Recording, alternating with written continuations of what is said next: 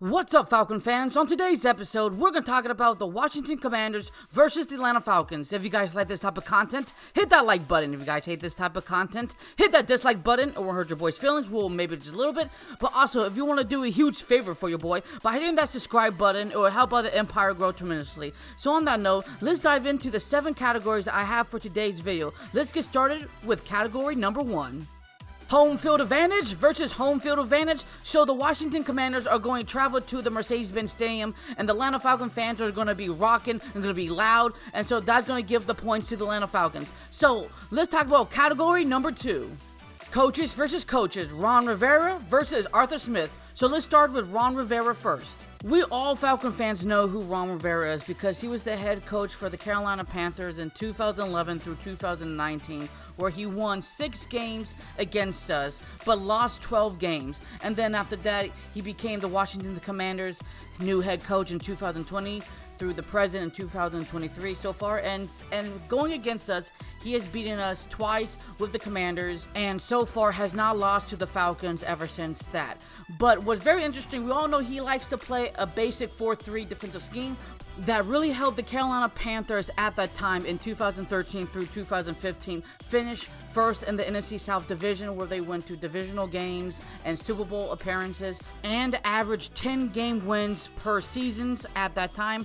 And of course, I know a lot of people are going to say, well, because of Cam Newton and that offensive power juggernaut team. I get that, but you also have to give credit where credit is due with the defensive side of the ball. But unfortunately for him, it just came crumbling down in 2018 through 2019, where they just weren't replicating the same type of win mentality atmosphere when it came to the offense side of the ball and the defense side of the ball consistently enough. So he got fired and then went to the Washington Commanders, where they already have great established defensive players, but now they need to fix on the offense side of the ball.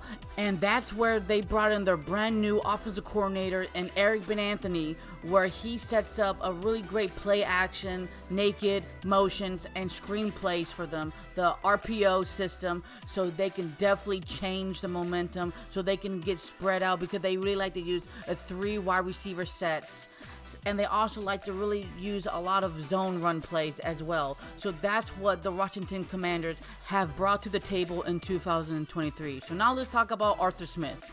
We all know that Arthur Smith really likes to use the outside zone run plays, but a lot of people might not realize when it comes to the passing game, the Falcons really like to use a lot of motions to their offensive play callings to create different type of looks for pre-snap counts and giving the advantage over the defensive side of the ball, because Arthur Smith really likes to use the Mike Shanahan tree play calling style, where it gives you a wide open space coverage, not for down the field, but also stretches the running attack as well. And he did a really good job doing that against the Houston Texans with Desmond Ridder at the helm, where he was poised, where he hit all of his cylinders when he got to see in great coverages. And because the Falcons are well known in running the ball, it spread out more of the wide receiving core and the tight end core into wide open coverages where the play action was so good. And that's how Desmond Ridder got the 300 yards, because of those run games that the Houston Texans were scared of. My points goes to Arthur Smith and the Atlanta Falcons. And also, there's a really crazy things are going on with the Washington Commanders coaching staff and the players, and I feel like with that dynamic as well, it might be a benefactor for the Atlanta Falcons. So now let's talk about category number 3. Falcons quarterback wide receiver versus the Commanders secondary. So let's start out with the Falcons. Desmond Ridder had a fantastic job going against the Houston Texans, where he threw for 329 passing yards. He looked poised in the shotgun position, in the play action position. He also saw a lot of the wide open coverages, and he definitely did a great job in getting his targets. Even when they were in double coverage, he did a fantastic job in passing completions, where he had 75.7. Of course, he had 1 passing touchdown and 1 rushing touchdown.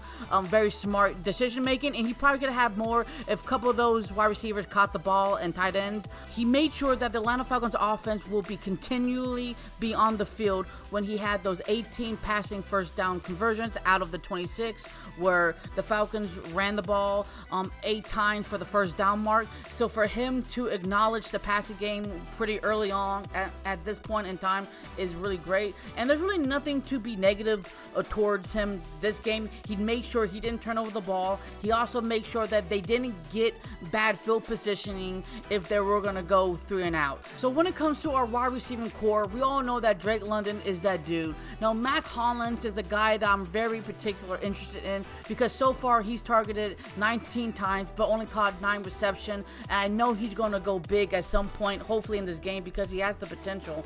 But what's kind of worrying me is that Scotty Miller hasn't been a huge benefactor so far. Now, obviously he's coming back from that injury a couple of years ago, so he's probably not 100% healthy, but then, Kadarius Hodge is definitely stepping up when his number is being called on, when Desmond Ritter's looking at him. And then we got the new trade-in, Von Jefferson from the LA Rams, so definitely it's going to be very interesting how they're going to use him. Now, they're probably going to take Scotty Miller's position probably in the near future, but I don't know how that dynamic is going to work, but we're going to wait until see. So now let's talk about the Commanders secondary. So far, they look pretty average. Kendall Fuller is definitely their best secondary player on that squad right now. Now, they got Benjamin, and then they got the first-round draft pick, Emmanuel Forbes, who's been toasted and roasted so far, giving up big plays. Wide receivers are having field days with him, and apparently he's fighting a lot of players, so that's because either he just frustrated or don't know how to act properly. I don't know. But then, they got their strong safety and free safety, not bad, but 3 of their safeties are out of commission on IR, and that's pretty bad business for them because Desmond Ridder has been picking apart against Houston secondary, and Houston secondary is way better than the Commanders. So I'm going to give my points to the Atlanta Falcons. So now let's talk about category number 4. Falcons running backs, tight ends, and O-line versus the Commanders front 7. So now let's start out with the Falcons. The offensive line did a fantastic job to making sure that Desmond Ridder stood up straight and did not get down in the ground for any type of sacks or loss situations. And Desmond Ridder only got touched 3 times against the Houston Texans. Now, the downside is there was a lot of false penalties on the offensive side, but that could definitely be cleaned up by Arthur Smith, so that's not a problem there. And then, of course, the run game wasn't perfect as we would like it to be, but at the end of the day, they still did their job and did their thing to help them move the chains and set up the play action pass. And then for the tight ends, Kyle Pitts and Jonnu Smith did their things to help balance the passing attack for the Atlanta Falcons and made sure that Desmond Ridder was comfortable in the pocket and throwing the ball to making sure that he didn't turn over the balls, because in total they were targeted 18 times and caught 13 receptions for a grand total of 154 total receiving yards. So now let's talk about the Commanders front 7. So we have the tales of 2 sides here for the Commanders. On the good side is, they rank 5th in total sacks productions with 16 sacks so far in 5 games, and 2nd in quarterback pressures. So on the bad side of things, the run defense is pretty terrible, where they average 4.8 to 5.2 running back per carry. That ranks them 26th in overall, and that's bad news for the Commanders because the Atlanta Falcons love using the run game. They pride themselves on the run game. So, Bijan Robinson, Tyler Algier, and CP would probably have a field day with them because our offensive line is very tough and they can definitely move the chain with ease. Now, obviously, if we're coming to the passing game, they might have a little slight of the edge because, Chase Young, Daron Payne, Jonathan Allen, and Montez Sweat are all pretty stellar pass rushers. So they might, make Desmond Ridder to feel a little uncomfortable, and I wouldn't expect them to at least get a sack or 2 in that department. But it really is the key of the linebacking core for them because, they have some pretty decent linebackers, but I feel like because of the run game is so superior to the Atlanta Falcons, and we can go on to that second level if we need to, I'm going to give my points to the Atlanta Falcons here. So now let's talk about category number 5. Commanders quarterback and wide receivers versus the Falcons secondary. So let's start out with the Commanders. Funny thing is, I actually wanted the Atlanta Falcons to drafted Sam Howell out of North Carolina in 2022, but obviously that didn't work out because we drafted Desmond Ridder in the 3rd round. So the Washington Commanders drafted him in the 5th round, and he's looking pretty good for them now in his 2nd season, with 1,342 passing yards, 6 touchdowns, 6 interceptions. Obviously, his best game statistically wise is against the Chicago Bears, where they lost because they were so far behind, they just started chucking it down of the yard and field. So he's still a good quarterback, I think. He just needs to take a little bit more time to get to know the offense and all that stuff, crazy palaver. But I wouldn't underestimate him because, they do have some really good wide receivers, and Terry McLaurin, John Dawson, and Curtis Samuel all are really great wide receiving cores for them. Now, McClure and Samuel both have over 200 receiving yards, and they both have one touchdown, and they both have 3 big plays over 20 plus yardage, and they both average 50 plus yards per game, and they both have over 10 plus first downs attempts. So they're pretty active, they're pretty well targeted, and they both complete most of their receptions, so to a T, and they both average 10 plus reception. And Dawson was a touchdown machine last year with 7. He only has 1 this year so far, but we can't underestimate him because he could turn on a dime with multiple touchdowns in his hands. But now let's talk about the Atlanta Falcons secondary. I'm not too worried about for the Atlanta Falcons secondary because they handle their business against the firepower Houston Texans passing game, where CJ Stroud for the past 2 weeks was averaging 300 plus receiving yards, 2 plus touchdowns, and they completely shut down Tank Bell, Nico Collins, Robin Woods, John Mitchum III, completely not giving them over 60 plus receiving yards. They only got 3 receptions per those wide receivers. They also did a really great job in making sure that CJ Stroud had a lot of missed opportunities and miscommunications with the wide receiving core in the mid and the long range attack. So they did a fantastic job in that aspect, and we all know that CJ Stroud is a lot more talented than Sam Howell at this point in time. So I'm going to give my points to the Atlanta Falcons secondary. So now let's talk about category number 6. Commanders running back, tight end, O-line versus the Falcons front 7. So let's start out with the Commanders. Their offensive line is not in great shape right now. They gave up 29 sacks so far to the quarterback. That ranks 31st in the NFL. Sam Howell has just been sacked average 5 sacks per game. The Cardinals 6, Broncos 4, Buffalo 9, Eagles 5, Bears 5.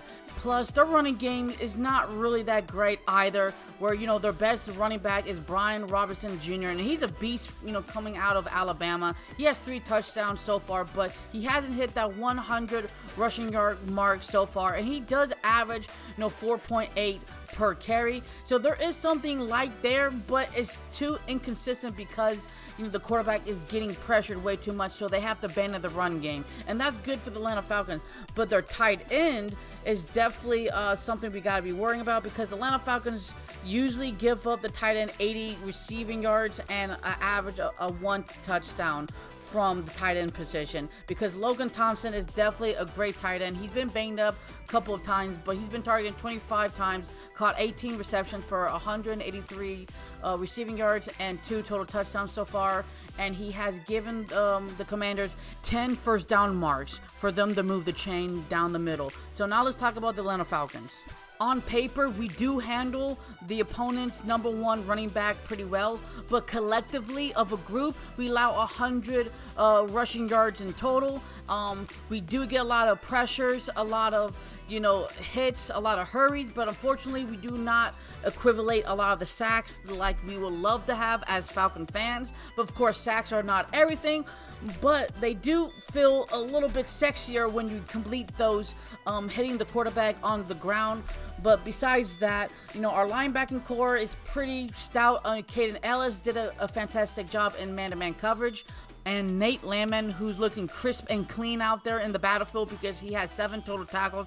That's the most of all Atlanta Falcons defenders. He had a quarterback hit. He looks like he knows what he's doing. He's always around the ball. He's not looking like he's being confused or getting confused out there. So that's really good to see a young, undrafted player coming out of Colorado Buffalo. to be in this type of position. Now, obviously, my only biggest concern is the lack of getting after the quarterback and taking him down to the ground. Now, obviously, there's a lot of factors that go to the reason why we don't get multiple sacks, but this is a really good opportunity for the Atlanta Falcons to do this. So I'm gonna give my points to the Atlanta Falcons. So now let's talk about category number 7. Special teams versus special teams. Now, the Falcons did a pretty good job last week against Houston Texans. Younghoe Koo definitely won for us. Now, Joey Slye for the Washington Commanders, former Panthers kicker. They're both pretty good, and I have seen nothing wrong with the Washington Commanders special teams at all. So I'm going to give my points to both teams. So on that note, let's talk about the conclusion. My final predictions that the Atlanta Falcons would take this dub 24-17. Now, obviously, I didn't think this was going to be a huge landslide at all because I thought the Washington Commanders would have some points on the board. But honestly, the Atlanta Falcons are just a better team on paper. And they also allow 30-plus points per game to the opposing side of the teams since week 1, where they beat the Arizona Cardinals 20-16. And they lost to the Chicago Bears pretty badly, where I think the Chicago Bears haven't won a game for 14 games straight. So that was also a pretty demoralizing type of situation for the Commanders, and I don't know if they're going to bounce back in time against us. So on that note, if you guys lasted this long to the very end of the episode, thank you guys so much for taking your own personal time and day to watch these Falcon content videos. I love making videos for you guys. So on that note, what do Falcons do? Rise up. Until the next episode, show love and peace to the world, and peace.